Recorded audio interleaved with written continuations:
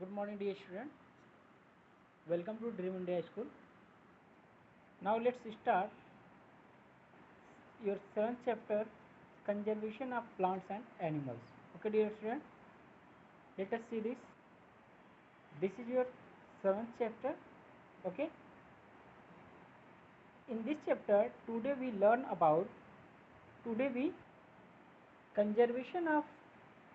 conservation of forest and wildlife. Okay, dear student.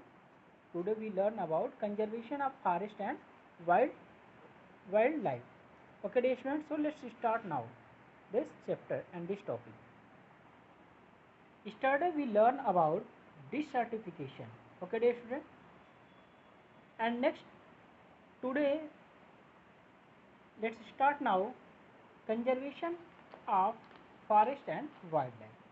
Okay, so let us see this conservation of forest and wildlife.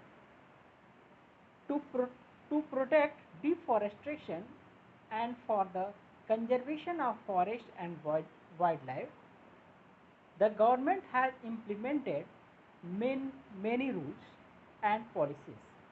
Okay, amongst many steps, areas called sanctuaries, national park and biosphere reserve have been marked where activities like cultivation, grazing, hunting, etc. are prohibited. Okay, dear student. Next slide, let us see this. Before starting this slide, I am telling to you that about forest and wildlife. What is the definition of forest? What is the definition of forest? Forest are uh, forest are defined as large area of land with trees. Large area of land with tree. Okay, dear student. Forests provide many resources such as food, medicine, fabric and raw materials. Okay, and raw materials. Apart from keeping a check fabric, sorry, apart from keeping a check on the global temperature, forests also contribute towards preventing soil from getting eroded and the shelter more than 80-100% of the animal species. Okay, dear student, animal species and terrestrial biodiversity. Okay, and I'm telling to you that about wildlife. Wildlife refers to the animal species that are not domesticated. Okay, so any living organism that lives in the forest region is associated with wildlife. Okay, dear student, it is found in it is found in almost all ecosystems such as rainforest, boreal forest, plains, grassland, desert, etc. Wildlife provides great stability.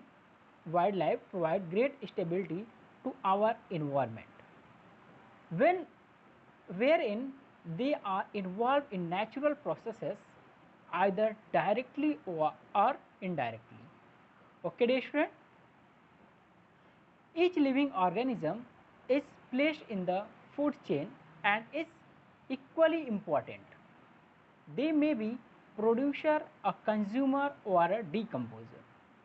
All these are interlinked and dependent each other for their survival.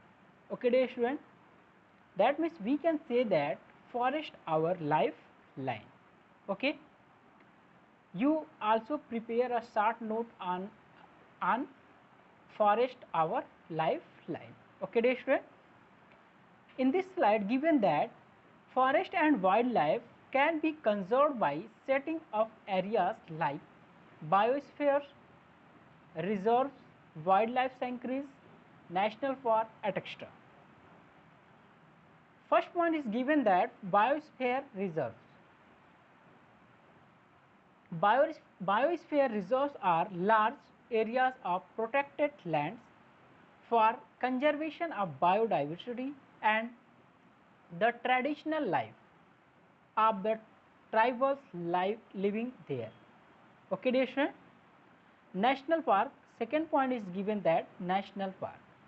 About national parks are areas reserved for wildlife where they can freely use the habitat and natural resources. Okay, dear student. Third point is given that wildlife sanctuaries. What is the wildlife sanctuaries? That means wildlife sanctuaries are areas where animals are protected from any disturbance to them or their habitat. Okay, dear student. So thank you for watching this video.